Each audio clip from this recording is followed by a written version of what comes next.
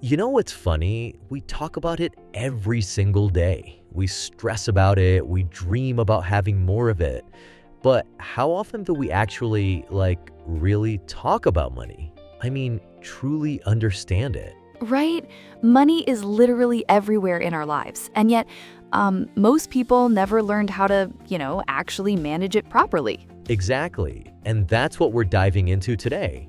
So, whether you're trying to save for something big, wondering why you always run out of cash by the end of the month, or just curious about how money actually works, This episode is for you. hey everyone, welcome to English Era Podcast. I'm Chris. And I'm Emily, and today we're talking about something that affects literally every single person on the planet: money. So, buckle up because we're about to get real about finances, spending habits, and, well, why money makes the world go round.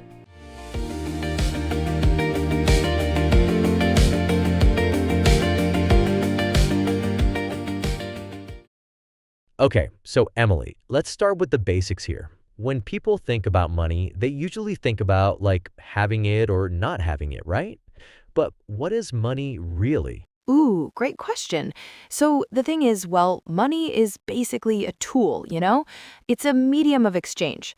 Back in the day, way back, people used to barter, like, I'll trade you 3 chickens for a bag of wheat, that kind of thing. That sounds exhausting, honestly. Right? Imagine trying to figure out how many chickens equal a house. So money was invented to make transactions easier. It's something everyone agrees has value, and we can use it to buy goods and services. Okay, makes sense. But here's what I'm curious about. Why do some people seem to be really good with money and others, myself included sometimes, just struggle? Okay, so this is super interesting. A lot of it comes down to financial literacy. And the problem is, well, most schools don't really teach this stuff, do they? No. I mean, I learned calculus, but nobody taught me how to budget or save or invest or anything practical like that.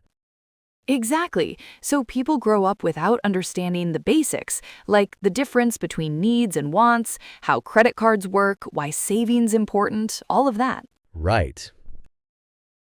Okay, needs versus wants. Let's break that down a bit because I feel like we all know the difference in theory, but in practice, In practice, it gets messy, right? So, needs are the essentials: food, shelter, basic clothing, healthcare, things you literally cannot live without. the essential. Wants are everything else: that fancy coffee, the new phone when your old one still works, streaming services. Wait. Streaming services are a want? I mean, technically, yes. You don't need Netflix to survive. Okay, but do I really want to live in a world without Netflix? See, this is the trap, you know? We justify wants as needs because they make life more enjoyable. Yeah. And that's fine. You can spend money on wants. The key is being honest with yourself about what's what and making sure your needs are covered first. Right. Priorities. So once you've got that sorted, how do you actually manage your money? Where do you even start? Great question. So, the foundation of good money management is budgeting. And I know, budgeting sounds boring and restrictive, but hear me out. I'm listening. There's this popular rule called the 50-30-20 rule. Okay, what's that? So, you divide your income into 3 categories. 50% goes to needs: rent, groceries, utilities, that kind of thing. Okay. 30% goes to wants: entertainment, hobbies, eating out. And 20% goes to savings and paying off debt. That actually sounds pretty manageable. But what if someone's living paycheck to paycheck? 20% for savings seems impossible. Yeah, you're absolutely right. When money's tight, these percentages might not work. The thing is, well, even saving 5% or 1% is better than nothing. The habit matters more than the amount, you know? And that makes sense. Start small, build from there. Exactly. And here's something people don't realize: small amounts add up. If you save just $5 a day, that's, let me think, about $1,800 a year, Whoa, really? That's wild. right? It's called the latte factor. Like if you skip that daily fancy coffee and put the money aside instead. You could fund a vacation or something.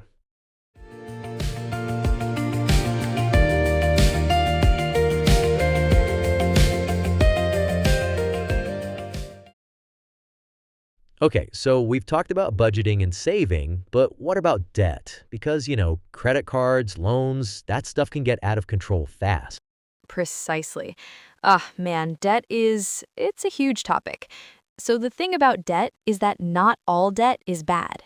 And Some debt, like a mortgage or student loans, can be considered good debt because you're investing in something that has long-term value. okay, so good debt versus bad debt. Yeah, bad debt is usually high-interest consumer debt. Credit cards are the big one. If you carry a balance on your credit card, you're paying like 15 to 25% interest sometimes. That's insane. It is. So the interest just keeps piling up and suddenly you owe way more than you actually spent. That's why financial experts always say, pay off your credit card in full every month if you can. What if you can't, though? Like, what if you're already in credit card debt?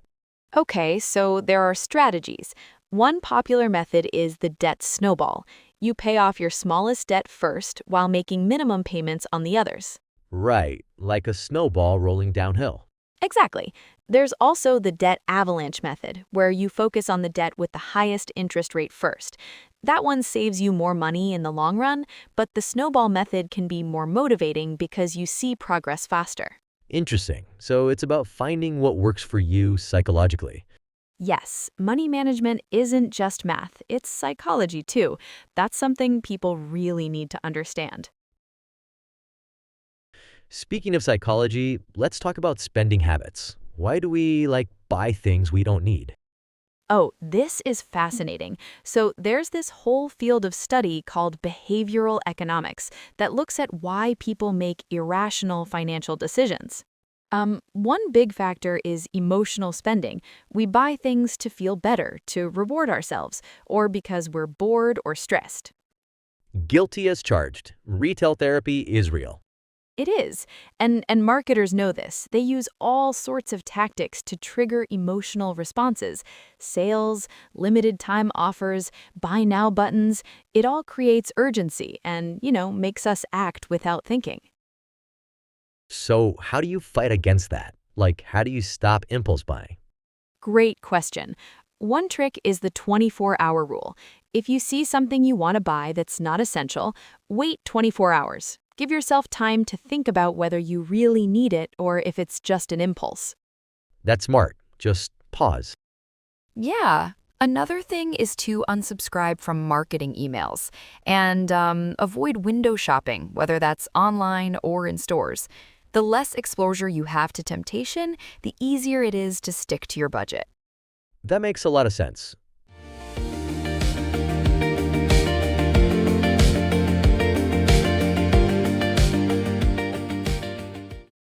Okay, let's shift gears a little bit. We've talked about saving and spending, but what about growing your money, like investing? Ooh, yes. So investing is how you make your money work for you.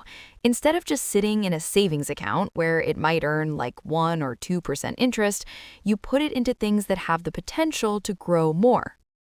Like what? Stocks? Stocks, bonds, mutual funds, real estate, there are lots of options. The key is understanding risk versus reward. Generally, the higher the potential return, the higher the risk. So it's a gamble. Well, not exactly. It's calculated risk. If you invest in a diversified portfolio, meaning you spread your money across different types of investments, you reduce risk. Don't put all your eggs in one basket.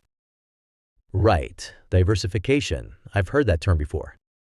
Yeah, and the earlier you start investing, the better, because of something called compound interest. Your money earns interest, and then that interest earns interest, and it just keeps growing exponentially over time. Hmm. So time is your friend when it comes to investing. Exactly. Even small amounts invested early can grow into something significant over the years. This is all super helpful. But I want to touch on something a lot of people struggle with, talking about money. Like, it feels taboo, you know? Oh, totally. Money is still such a sensitive topic. People feel uncomfortable discussing salaries, debt, or even just asking friends to split a bill fairly. Why do you think that is? Well, I think there's a lot of shame and comparison involved. People worry about being judged, either for having too much money or not enough. Yeah, And in society has these weird unspoken rules about money conversations being rude or inappropriate. but that just keeps people in the dark, right? Exactly. If we talked more openly about money, how much things cost, what people earn, how to manage finances, everyone would be better off. Financial literacy would improve, and people wouldn't feel so alone in their struggles. That's a really good point. Maybe it's time we normalize these conversations. I think so too.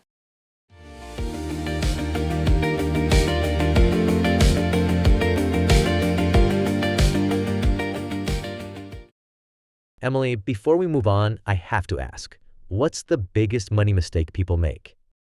If I had to pick one, not having an emergency fund. Emergency fund? Yeah, it's money set aside specifically for unexpected expenses, car repairs, medical bills, losing your job, that kind of thing. Financial experts recommend having 3 to 6 months worth of living expenses saved. Okay, that sounds like a lot. It is, but even just $500 or $1,000 can make a huge difference. The point is, when something unexpected happens, and it will, you're not forced to go into debt to deal with it. So it's like a financial safety net. And it gives you peace of mind too. You're not constantly worried about what happens if something goes wrong. I love that. Okay, last big question before we wrap up the main part. What's one piece of money advice you'd give to someone just starting their financial journey? Oh, that's easy. Pay yourself first. It means when you get paid, the first thing you do before paying bills, before spending on anything else, is put money into savings. Even if it's a small amount, you prioritize your future self, you know? So you're making saving automatic, not something you do with whatever's left over. Exactly, because there's never anything left over, right? Expenses always fill the space, so you have to be intentional about saving. That's brilliant.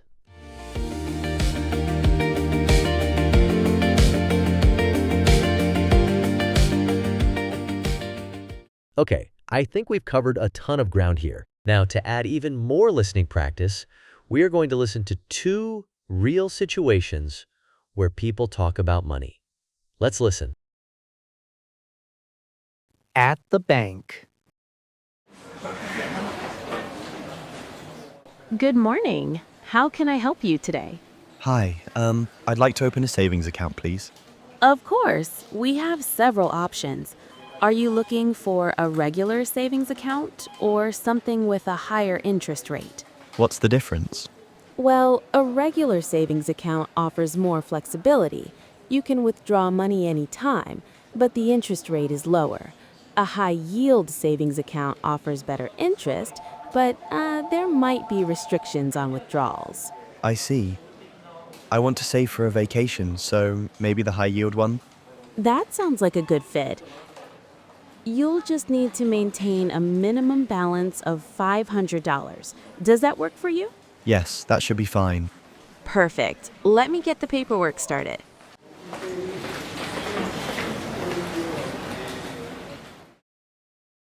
Talking to a friend. Hey, can I ask you something kind of personal? Sure, what's up? How do you, manage your money? I feel like I'm always broke by the end of the month and I don't even know where it all goes. Oh man, I used to be the same way. What helped me was tracking my expenses. I started using a budgeting app and wow, it was eye-opening.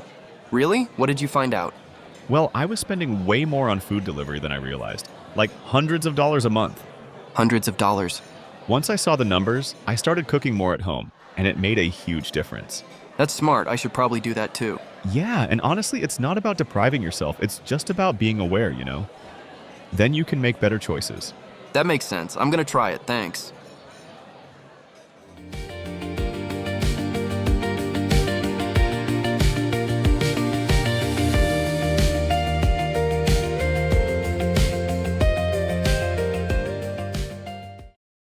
Now, let's move to the vocabulary breakdown. We covered a lot of financial terms today, so let's make sure everyone's clear on the key ones. Yes. Okay, first word, budget. Emily, break this down for us. So, a budget is a plan for how you'll spend your money. It's basically a financial roadmap. Right. You figure out your income, list your expenses, and make sure you're not spending more than you earn. The verb form is to budget, like, I need to budget better. Got it. Next, interest. This came up a lot. Right, so interest is the cost of borrowing money, or the reward for saving money. Mm-hmm. If you take out a loan, you pay interest to the lender. If you put money in a savings account, the bank pays you interest. It's usually expressed as a percentage. Makes sense. What about debt?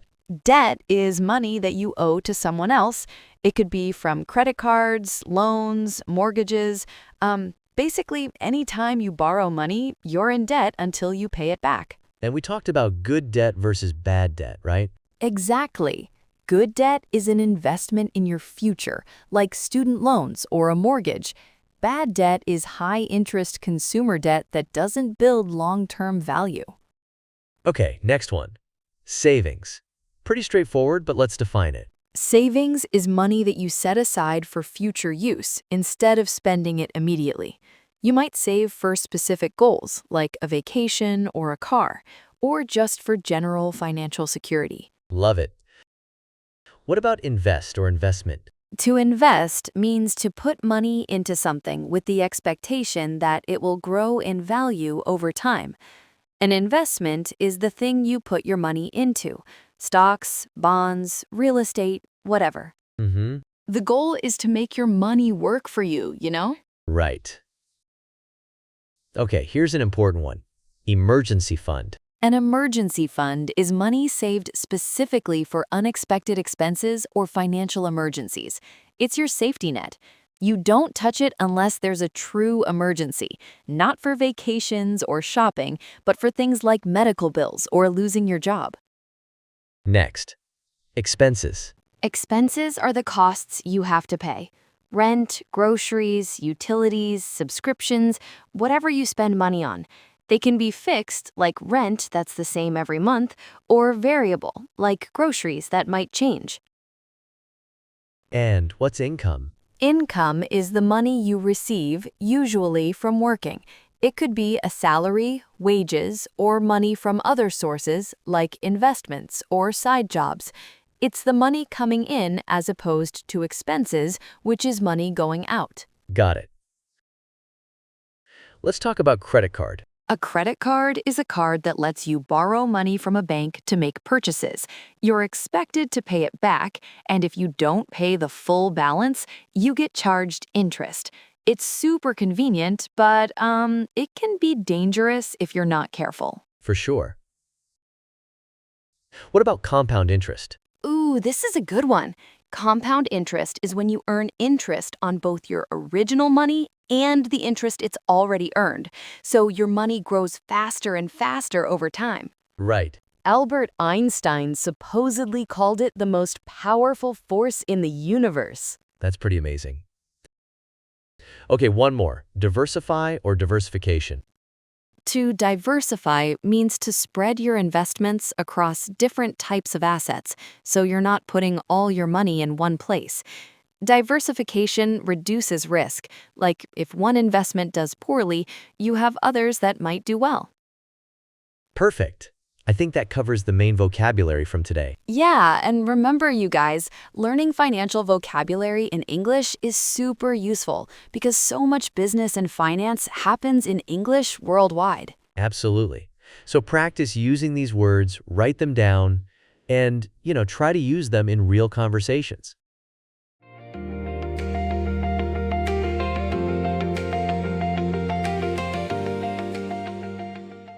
Well, we've covered a lot today, from budgeting and saving to investing and debt management. And hopefully we've made talking about money a little less scary and a little more empowering. Exactly. Because here's the thing, financial literacy is a skill, and like any skill, you can learn it. It doesn't matter where you're starting from. What matters is that you start. Right.